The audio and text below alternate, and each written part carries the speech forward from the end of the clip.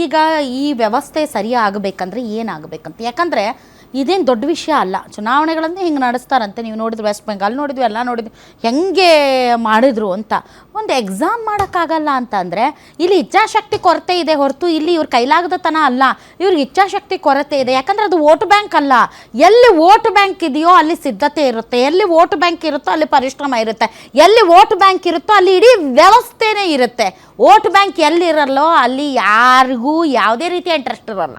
ಹೌದು ಮೇಡಮ್, ಖಂಡಿತವಾಗಿಯೂ NTA national testing agency ಏನಿದೆ ಆ ಡೈರೆಕ್ಟರ್ ಸಂಪೂರ್ಣವಾಗಿ ದಕ್ಷವಾದಂಥ ಆಡಳಿತ ಕೊಡುವಲ್ಲಿ ವಿಫಲಾಗಿದ್ದಾರೆ. ಕಳೆದ ನಾವು 4-5 ವರ್ಷಗಳಿಂದ ಏನು 4 ಸತಿ ಕ್ವಶನ್ ಪೇಪರ್ ಆಗಿತ್ತು NTA ಎಕ್ಸಾಮ್ ನಡೆಸಿರೋದು. ಅದರಲ್ಲಿ ನಾವೆಲ್ಲ ಈ ಹಿಂದೆ ನಡೆದಿರೋಂಥ ಎಲ್ಲವೂ ಕೂಡ ತನಿಖೆ ಮಾಡಿಸಿ ನಾವೆಲ್ಲ ಒಂದು ರಿಸರ್ಚ್ ಮಾಡಿದಾಗ ಗೊತ್ತಾಗಿದ್ದು ಅಲ್ಲಿ ಕೋಚಿಂಗ್ ಇನ್ಸ್ಟಿಟ್ಯೂಟ್ಗಳದ್ದು ಕೈವಾಡ ತುಂಬ ಎದ್ದು ಕಾಣ್ತಾ ಇದೆ. ಮಾಫಿಯಾ, ಒಂದು ರೀತಿಯಾಗಿ ಮಾಫಿಯಾ ಅಂತ ಕರೆದ್ರೂ ಕೂಡ ತಪ್ಪಾಗ್ಲಿಕ್ಕಿಲ್ಲ. ಯಾಕಂದರೆ ಇಲ್ಲಿ ಕೋಚಿಂಗ್ ಇನ್ಸ್ಟಿಟ್ಯೂಟ್ಗಳು ದೊಡ್ಡ ಮಟ್ಟದಾಗಿ ಅದರಲ್ಲಿ ಹಣನ ಹಾಕಿ ಅಲ್ಲಿ ಕೆಲಸ ಮಾಡಿರ್ತಕ್ಕಂಥ ಅಧಿಕಾರಿಗಳ ಜೊತೆ ಲಿಂಕನ್ನು ಇಟ್ಕೊಳ್ಳೋದಾಗಿರಲಿ ಅಥವಾ ಪೇಪರ್ಗಳನ್ನು ತರಿಸ್ಕೊಳ್ಳೋದಾಗಿರಲಿ, ಅದನ್ನು ಹ್ಯಾಂಡ್ ರೈಟಿಂಗಲ್ಲಿ ಬರ್ಕೊಳ್ಳೋದಾಗಿರಲಿ, ಅದನ್ನು ಲಕ್ಷಗಟ್ಟಲೆ 15 ಲಕ್ಷ 30 ಲಕ್ಷ ಗಟ್ಟಲೆ ಮಾರೋದಾಗಿರಲಿ, ಈ ಥರದೊಂದು ಸಂಪೂರ್ಣವಾಗಿ ಇಲ್ಲಿ ಕೋಚಿಂಗ್ ಇನ್ಸ್ಟಿಟ್ಯೂಟ್ಗಳು ಇದರಲ್ಲಿ ತುಂಬ ಪಾತ್ರ ಎದ್ದು ಕಾಣ್ತಾ ಇದೆ ಮೇಡಮ್. ನಾನು ಇದ್ರ ಬಗ್ಗೆ ತಿಳ್ಕೊಂಡಾಗ ಜೊತೆಗೆ ನಾವು ಅಖಿಲ ಭಾರತೀಯ ವಿದ್ಯಾರ್ಥಿ ಪರಿಷತ್ನ ಕಡೆಯಿಂದ ಕೂಡ ಹೋರಾಟ ಮಾಡ್ತಿರುವಂಥದ್ದು ಇದು ನಿವೃತ್ತ ನ್ಯಾಯಮೂರ್ತಿಗಳ ಒಂದು ನೇತೃತ್ವದಲ್ಲಿ ತನಿಖೆ ಆಗಬೇಕು. ತನಿಖೆ ಆಗಿ ಇಲ್ಲಿ ಸಂಪೂರ್ಣವಾಗಿ ಕ್ವಶನ್ ಪೇಪರ್ಗಳು ಲೀಕ್ ಆಗೋಕ್ಕೆ ಯಾರ ಕೈವಾಡ ಜಾಸ್ತಿ ಅದು ಕಾಣ್ತಾ ಇದೆ, ಇಲ್ಲ ಅಧಿಕಾರಿಗಳ ಕೈವಾಡ ಎದ್ದು ಕಾಣ್ತಾ ಇದೆಯೋ ಅಥವಾ ಮಂತ್ರಿಗಳು ಸರಿಯಾಗಿ ಒಂದು ಏಜೆನ್ಸಿಗಳ ಬಗ್ಗೆ ಕುರಿತು ವರದಿಗಳನ್ನು ತೆಗೆದುಕೊಳ್ತಾ ಇಲ್ವೋ ಅಥವಾ ಕೋಚಿಂಗ್ ಇನ್ಸ್ಟಿಟ್ಯೂಟ್ಗಳು ತುಂಬ ಈ ರೀತಿಯ ಮಾಡುವಂಥ ಕೆಲಸಗಳು ಇಳಿದು ಬಿಟ್ಟಿದ್ದಾರೆ ಅನ್ನೋದು ಕುರಿತು ಸಂಪೂರ್ಣ ಒಂದು ತನಿಖೆ ಆಗಬೇಕಂದ್ರೆ ನಿವೃತ್ತ ನೇತೃತ್ವಗಳ ನೇತೃತ್ವದಲ್ಲಿ ತನಿಖೆ ಆಗಬೇಕು, ವರದಿಯನ್ನು ತರಿಸ್ಕೊಳ್ಬೇಕು. ಯಾರೆಲ್ಲ ತಪ್ಪಿಸ್ತಾ ಇದ್ದಾರೋ ಅದರಲ್ಲಿ ಅಧಿಕಾರಿಗಳಾಗಿರ್ಬೋದು, ಡೈರೆಕ್ಟರ್ಗಳಾಗಿರ್ಬೋದು ಅಥವಾ ಒಂದು ಮಂತ್ರಿಮಂಡಲದಲ್ಲಿ ಏನು ಮಂತ್ರಿಯ ಆಫೀಸಲ್ಲಿರ್ತಕ್ಕಂಥ ಕೆಲಸಗಾರರಾಗಿರ್ಬೋದು, ಯಾರೇ ಆಗಿದ್ದು ಎಲ್ಲರನ್ನೂ ಕೂಡ ಅಮಾನತು ಮಾಡಬೇಕು. ವಿದ್ಯಾರ್ಥಿಗಳಿಗೆ ಒಂದು ನ್ಯಾಯ ಕೊಡುವಂಥ ನಿಟ್ಟಿನಲ್ಲಿ ಏನೆಲ್ಲ ಆಗಬೇಕು ಅದೆಲ್ಲ ಕೂಡ ABP ಮಾಡ್ತಾ ಇದೆ. ಜೊತೆಗೆ ಒಂದು ವರದಿಯನ್ನು ತರಿಸ್ಕೊಳ್ಳುವಂಥ ಕೆಲಸವನ್ನು ಕೂಡ ಈ ಕೇಂದ್ರ ಸರ್ಕಾರ ಮಾಡಬೇಕು ಅಂತ ನಾನು ಬಯಸ್ತೀನಿ. ಅಲ್ಲ, ಕಷ್ಟಪಟ್ಟು ಓದೋರು ಒಂದು ಕಡೆ ಆದರೆ ದುಡ್ಡು ಕೊಟ್ಟು ಕ್ವಶನ್ ಪೇಪರ್ ತಗೊಂಡು ಬರೆದು ದೊಡ್ಡ ಹುದ್ದೆಗೆ ಹೋಗೋರು ಏನು ಅನ್ಯಾಯ. ನಮಗೆ ಖಂಡಿತ ಅದಕ್ಕೆ ನಾವು ಪೊಲಿಟಿಕಲ್ ವಿಂಗ್ ಅಲ್ಲ, ನಾವು ಬಿಜೆಪಿಯ ಪೊಲಿಟಿಕಲ್ ವಿಂಗ್ ಅಲ್ಲ ಅನ್ನೋಕೆ ನಾವು ಪ್ರೂವ್ ಮಾಡಕ್ಕೆ ಇದು ಒಂದು ಸಾಕು. ಬೇರೆ ಪಾರ್ಟಿಗಳು ಹೇಳ್ತವೆ ಬಿಜೆಪಿ ಹಂಗೆ ಹಿಂಗೆ ಅಂತೇಳಿ ವಿಂಗು ಅದು ಇದು ಅಂತೇಳಿ. ನಾವು ಯಾವುದೇ ರೀತಿಯಾದಂಥ ಪೊಲಿಟಿಕಲ್ ಪಾರ್ಟಿಯ ವಿಂಗ್ ಅಲ್ಲ. ಜೊತೆಗೆ ನಾವು ವಿದ್ಯಾರ್ಥಿಗಳ ಪರವಾಗಿ ಯಾವಾಗಲೂ ಕೂಡ ನಿಲ್ತೀವಿ ಅನ್ನೋದಕ್ಕೆ ನಮ್ಮ ಮುಖ್ಯ ಕಾರಣನೇ ನೋಡಿ. ಈಗ ನಾವು ದೇಶಾದ್ಯಂತ ಹೋರಾಟ ಮಾಡ್ತೀವಿ. ಈಗ ನಿನ್ನೆ ತಾನೇ ಯಲಹಂಕದಲ್ಲಿ ಬೆಂಗಳೂರಿನ ವಿದ್ಯಾರ್ಥಿಗಳು ನಮ್ಮೆಲ್ಲ ಪದಾಧಿಕಾರಿಗಳು ಹೋಗಿ ಸದಸ್ಯರು ಹೋಗಿ ಹೋರಾಟವನ್ನು ಮಾಡಿರ್ತಕ್ಕಂಥದ್ದಾಗಿರಲಿ ಅಥವಾ ಕೇಂದ್ರ ಸರ್ಕಾರಕ್ಕೆ ಮನವಿಯನ್ನು ಸಲ್ಲಿಸೋದಾಗಿರಲಿ, ನಾವೇನೆಲ್ಲ ವಿದ್ಯಾರ್ಥಿಗಳ ಪರವಾಗಿ ಏನೆಲ್ಲ ಮಾಡಬೇಕಾಗಿತ್ತು ABP ಮಾಡ್ತಾ ಇದೆ. ಯಾಕಿಷ್ಟು ನಿರ್ಲಕ್ಷ್ಯ ಮರಡಿ ಅವರು, ಯಾಕಿಷ್ಟು ನಿರ್ಲಕ್ಷ್ಯ? ಯಾಕಂದ್ರೆ ಪದೇ ಆಗೈತಿ ಇದು. ಪದೇ 10 ವರ್ಷಗಳಲ್ಲಿ ಸುಮಾರು 90 ಪರೀಕ್ಷೆಗಳಲ್ಲಿ ಪೇಪರ್ ಲೀಕ್ ಆಗಿದೆ ಅಂದ್ರೆ ಇದ್ರ ಬಗ್ಗೆ ಈ ಕಳೆದ 2 ವರ್ಷ ಆಗಿಲ್ರಿ ಸರ್, 2024 2 ವರ್ಷ ಆಗಿಲ್ಲ. ಆದ್ರೆ ಥ್ಯಾಂಕ್ ಗಾಡ್ ಆವಾಗ ಪೂರ್ತಿ ಎಕ್ಸಾಮ್ ಮಾಡಿರಲಿಲ್ಲ. ಎಲ್ಲಿ ಸೆಂಟರ್ಗಳಲ್ಲಿ ಅವ್ಯವಹಾರ ಆಗಿತ್ತೋ ಲೀಕ್ ಆಗಿತ್ತೋ ಅಲ್ಲಿ ಅಷ್ಟೇ ಮಾಡಿದ್ರು. ಸೊ ಇಷ್ಟೆಲ್ಲ ಆದರೂ ಕೂಡ ಅದಕ್ಕೊಂದು ಸೊಲ್ಯೂಷನ್ ಅನ್ನ ಕಂಡುಹಿಡಿದು ಎಷ್ಟೋ ಶಿಕ್ಷಣ ತಜ್ಞರು ಮೇಡಮ್ ಹೇಳ್ತಾ ಇದ್ರು, ಇಂಥ ಸೊಲ್ಯೂಷನ್ಸನ್ನು ಪರಿಗಣನೆಗೆ ತೆಗೆದುಕೊಳ್ಳದೆ ಸಿಸ್ಟಮನ್ನೇ ಚೇಂಜ್ ಮಾಡದೆ ಸುಮ್ಮನೆ ಕುತ್ಕೊಳ್ಳೋದ್ರ ಹಿಂದಿನ ಅರ್ಥ ಏನು? ಇದಕ್ಕೆ ಯಾರು ಹೊಣೆಯನ್ನು ಹೊತ್ಕೊಳ್ಬೇಕಾಗಿತ್ತು ಅವರೆಲ್ಲ ಮುಖ ಮುರಿಸ್ಕೊಂಡು ಓಡಾಡ್ತಿರೋದನ್ನ ನಾವೆಲ್ಲ ಕಾಣ್ತೀವಿ. ಅದಕ್ಕೋಸ್ಕರನೇ ABP ಏನು ಮಾಡ್ತೀವಿ, ಸೋಷಿಯಲ್ ಮೀಡಿಯಾ ಕ್ಯಾಂಪೇನ್ ಅನ್ನು ಮಾಡ್ತಾ ಇದೆ, ಟ್ವಿಟರ್ ಟ್ರೆಂಡ್ ಅನ್ನು ಮಾಡ್ತಾ ಇದೆ, ಅವ್ರನ್ನ ಪ್ರಶ್ನೆ ಮಾಡುವಂಥ ಕೆಲಸವನ್ನು ಮಾಡ್ತಾ ಇದೆ ಮತ್ತು ನೈತಿಕ ಹೊಣೆಯನ್ನು ಹೊತ್ಕೊಂಡು ಅವ್ರು ರಾಜೀನಾಮೆ ಕೊಡಬೇಕಂತೇಳಿ ನಾವು ನಿರಂತರವಾಗಿ ಹೋರಾಟ ಮಾಡ್ತಿದ್ದೀವಿ. ಈಗಲೂ ಕೂಡ ಮಾಡ್ತಾ ಇದ್ದೀವಿ. ಟ್ವಿಟರ್ ಅವ್ರನ್ನ ಟ್ಯಾಗ್ಗಳನ್ನ ಮಾಡ್ತಿದ್ದೀವಿ. ಏನೆಲ್ಲ ಮಾಡಬೇಕು ವಿದ್ಯಾರ್ಥಿಗಳ ಪರವಾಗಿ ಯಾರು ಇಲ್ಲ ಅಂತ ಅನ್ಕೋಬೇಡ.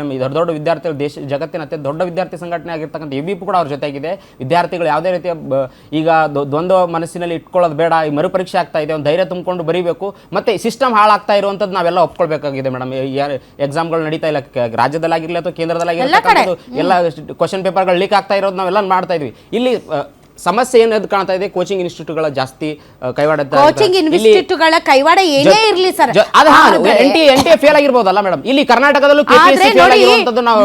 ಅದು ಬಿಡಿ, ಅದನ್ನ ನಾವು ಹೋರಾಟ ಮಾಡಿದ್ವಿ. ಮೊನ್ನೆ ವಿದ್ಯಾರ್ಥಿಗಳು ಧಾರವಾಡದಲ್ಲಿ ಫೈಟ್ ಮಾಡಿದಾಗ ಅದ್ರ ಬಗ್ಗೆ ನಾವು ಇನಫ್ ಚರ್ಚೆ ಮಾಡಿದ್ದೀವಿ. ರಾಜ್ಯದ ಜೊತೆಗೆ ಯಾಕೆ ಅಂತಂದ್ರೆ ರಾಜ್ಯ ಒಂದ್ಸಲ ಎಡವಬಹುದು, ಬಟ್ ನೀವು ಒಂದು ನಂಬಿಕೆ ಮೂಡಿಸಿದ್ದೀರಿ ಕೇಂದ್ರ ಸರ್ಕಾರ. ನೀವೊಂದು ನಂಬಿಕೆ, ಜನ ಇವತ್ತು ನಿಮ್ಗೆ ಓಟ್ ಹಾಕ್ತಾ ಇದ್ದಾರೆ, ನಿಮ್ಗೆ ಇಡೀ ರಾಷ್ಟ್ರದಾದ್ಯಂತ ನಿಮ್ಮನ್ನ ರಾಜ್ಯದ ಮೇಲೆ ರಾಜ್ಯ ಗೆಲ್ಲಿಸ್ತಾ ಇದ್ದೀರಿ ಅಂದ್ರೆ ನಿಮ್ಮ ನಂಬಿದ್ದಾರೆ ಜನ, ನಿಮ್ಮ ಮೇಲೆ ಒಂದು ನಿರೀಕ್ಷೆ ಇಟ್ಟಿದ್ದಾರೆ. ಆ ನಿರೀಕ್ಷೆಗೆ ತಕ್ಕಂತೆ ನೀವು ಕೆಲಸ ಮಾಡಬೇಕು. ಆ ನಿರೀಕ್ಷೆಗೆ ತಕ್ಕಂತೆ ನೀವು ಕೆಲಸ ಮಾಡಕ್ ಆಗ್ತಾ ಇಲ್ಲ ಅನ್ನುವಾಗ ಎಲ್ಲದಕ್ಕೂ ಒಂದು ಅಕೌಂಟಬಿಲಿಟಿ ಇರುತ್ತೆ, ಆದ್ರೆ ನಿಮಗೆ ಮಾತ್ರ ಅಕೌಂಟಬಿಲಿಟಿ ಇರೋದಿಲ್ಲ. ಇವತ್ತು ಈ ದೇಶದ ಮಕ್ಕಳು 23 ಲಕ್ಷ ಅಂದ್ರೆ 23 ಲಕ್ಷ ಅಂದ್ರೆ ಕಡಿಮೆನಾ? ವಿದ್ಯಾರ್ಥಿಗಳು ಬರೀ PUC ಓದೋರು ಅಷ್ಟೇ ಅಲ್ಲ, PUC ಬರೆದು ಮತ್ತೆ ರೀ ಎಕ್ಸಾಮ್ ಕಟ್ಟಿ ಬರೆಯೋರು 3-4 ಎಲ್ಲ ಡಿಲೇ ಬರೆಯುವಂತ ವಿದ್ಯಾರ್ಥಿಗಳು ಕೂಡ ಇದ್ದಾರೆ. ಎಲ್ಲ ಈಗ ಇಂಟರ್ನ್ಶಿಪ್ ಡಿಲೇ ಆಗ್ತವೆ, ಈಗ ಕೌನ್ಸಿಲಿಂಗ್ ಡಿಲೇ ಆಗುತ್ತೆ, ಸೀಟ್ ನೋಡಿ ನಾನು ಹೇಳಿದ್ನಲ್ಲ, ರ್ಯಾಂಕ್ ಇನ್ಫ್ಲೇಷನ್ ಇನ್ನೂ ಜಾಸ್ತಿ ಆಗುತ್ತೆ, ಟೈಮ್ ಸಿಗುತ್ತೆ, ಚೆನ್ನಾಗಿ ಓದ್ತಾರೆ, ಈಗ ಮತ್ತೆ ಎಲ್ಲರೂ ಚೆನ್ನಾಗಿ ಬರೀತಾರೆ, ಮತ್ತೆ ಕಾಂಪಿಟೇಷನ್ ಜಾಸ್ತಿ ಮತ್ತೆ ಕಾಂಪಿಟೇಷನ್ ಜಾಸ್ತಿ ಆಗುತ್ತೆ. ಆವಾಗ ನೀವು ಎಲ್ಲ ಅನುಕೂಲ, ಕೋಚಿಂಗ್ ಕ್ಲಾಸ್, ಈಗ ಕೋಚಿಂಗ್ ಕ್ಲಾಸಿಗೆ ಹೋಗ್ತಾರೆ. ನಮ್ಮ ಹಳ್ಳಿ ಕಡೆ ಯಾರು ಕೋಚಿಂಗ್ ಕ್ಲಾಸ್ ಹೋಗ್ತಾರೆ, ಯಾರು ಓದ್ತಾರೆ ಕೋಚಿಂಗ್ ಕ್ಲಾಸ್? ಗೆಸ್ ಪೇಪರ್ ಅಂತದ್ದು, ಗೆಸ್ ಪೇಪರ್, ಏನು ಗೆಸ್ ಪೇಪರ್ ಇವ್ರದ್ದು? ಗೆಸ್ ಪೇಪರ್ ಅಂತ, ಗೆಸ್ ಮಾಡೋದಂತ ಪೇಪರ್, ಅಲ್ಲಿಂದ ತರಿಸ್ಕೊಳ್ಳೋದಂತ, ಅದನ್ನು ಹ್ಯಾಂಡ್ ರೈಟಿಂಗಲ್ಲಿ ಬರೋದಂತ, ಕೇರಳದಿಂದ ಜಮ್ಮುವಿಂದ ವೆಸ್ಟ್ ಬೆಂಗಾಲ್, ವೆಸ್ಟ್ ಬೆಂಗಾಲಿಂದ ಪಾಟ್ನಾದಿ, ಏನಿದು? ಅದಕ್ಕೋಸ್ಕರ ನಾವು ನಿವೃತ್ತ ನ್ಯಾಯಮೂರ್ತಿಗಳ ಒಂದು ನೇತೃತ್ವದಲ್ಲಿ ಸಂಪ್ರದಾಯ ಇದೆ ಮರಡಿ ಅವರ. ನಿಮ್ಗೆ ಇನ್ನೊಂದು ಹೇಳ್ತೀನಿ ಕೇಳ್ರಿ. ಈಗ ಇನ್ವೆಸ್ಟಿಗೇಷನ್ ಅದು ನಿವೃತ್ತ ನ್ಯಾಯಮೂರ್ತಿಗಳು, CBI ಅಥವಾ ಯಾರೋ ಅಥವಾ ಸಮಿತಿನ ಯಾರೋ ಒಂದು ಇನ್ವೆಸ್ಟಿಗೇಷನ್ ಮಾಡ್ತಾ ಇರುತ್ತೆ, ಒಂದಿಷ್ಟು ಜನರನ್ನ ಅಲ್ಲಿ ಅರೆಸ್ಟ್ ಮಾಡ್ತಾ ಇರ್ತಾರೆ. ಅವಾಗ ಇದ್ದಕ್ಕಿದ್ದಂತೆ ನಾವು ಮಾಧ್ಯಮಗಳು ಏನು ಮಾಡ್ತೀವಿ ಗೊತ್ತಾ? ಯಾವುದೊಂದು ಹಿಜಾಬ್ ಹಿಡ್ಕೊಂಬರ್ತೀವಿ, ಯಾವುದೊಂದು SIR ಹಿಡ್ಕೊಂಬರ್ತೀವಿ, ಇಲ್ಲಿದ್ರೆ ಯಾವುದೋ ಒಂದು ಧರ್ಮದ ಏನೋ ಒಂದು ಹಿಡ್ಕೊಂಬರ್ತೀವಿ, ಹಿಡ್ಕೊಂಬಂದು ವಿಷಯಾಂತರ ಆಗಿ ಆ ವಿಷಯ ಮರ್ತಾ ಬಿಡ್ತೀವಿ. ಅದರಲ್ಲಿ ಏನಾಯಿತು, ಕನ್ವಿಕ್ಷನ್ ಆಯಿತು, ಅದರಲ್ಲಿ ಏನು ಸೊಲ್ಯೂಷನ್ ಕಂಡುಹಿಡಿದ್ರು, ಅದು ಏನಾಯಿತು ಅನ್ನೋದನ್ನ ನಾವು ತಲೆನೇ ಕೆಡ್ಸ್ಕೊಳಕ್ ಹೋಗಲ್ಲ. ನಮ್ಗೆ ಇದು ಇಂಪಾರ್ಟೆಂಟ್, ಇದು ಭಾರಿ ಇಂಪಾರ್ಟೆಂಟ್. ಹಿಂಗಾಗಿ ಅದನ್ನ ಸಾಯಿಸ್ಬಿಡ್ತೀವಿ ನಾವು. ಮಕ್ಕಳ ಭವಿಷ್ಯ ದೃಷ್ಟಿಯಿಂದ ವಿದ್ಯಾರ್ಥಿಗಳ ಸಂಘಟನೆಗಳಾಗಿರ್ಬೋದು, ಮಾಧ್ಯಮದವರಾಗಿರ್ಬೋದು, ಅಥವಾ ರಾಜಕೀಯ ಪಕ್ಷಗಳಾಗಿರ್ಬೋದು, ಅಥವಾ ಹೋರಾಟಗಾರರು ಎಲ್ಲರದ್ದು ಪಾತ್ರ ಬಹಳ ಮುಖ್ಯ ಆಗಿರುತ್ತೆ ಮೇಡಮ್. ನಾವು ಕೂಡ ಎಲ್ಲರೂ ಕೂಡ ಇದನ್ನ ಒಂದು ಲಾಜಿಕಲ್ ಎಂಡ್ ಒಯ್ಯೋಗೋಸ್ಕರ ನಾವೆಲ್ಲ ನಿರಂತರವಾಗಿ ಹೋರಾಟ ಮಾಡಬೇಕು. ಆ ನಿಟ್ಟಿನಲ್ಲಿ ನಾವು ವಿದ್ಯಾರ್ಥಿ ಸಂಘಟನೆ ಕಡೆಯಿಂದ ಏನೆಲ್ಲ ಮಾಡಬೇಕು ನಾವು ಮಾಡ್ತಾ ಇದ್ದೀವಿ. ಮಾಧ್ಯಮದ ಪಾತ್ರ ಏನಿದೆ ಅದು ಕೂಡ ಮಾಡುವಂಥ ಪ್ರಯತ್ನ ಆಗಲಿ, ಜೊತೆಗೆ ಹೋರಾಟಗಾರರ ಏನು ಪ್ರಯತ್ನ ಇದೆ ಅವ್ರದ್ದು ಕೂಡ ಆಗಲಿ. ಇದನ್ನ ಇಲ್ಲಿಗೆ ಇಷ್ಟಕ್ಕೆ ಬಿಡುವಂಥದ್ದು ಆಗಬಾರ್ದು.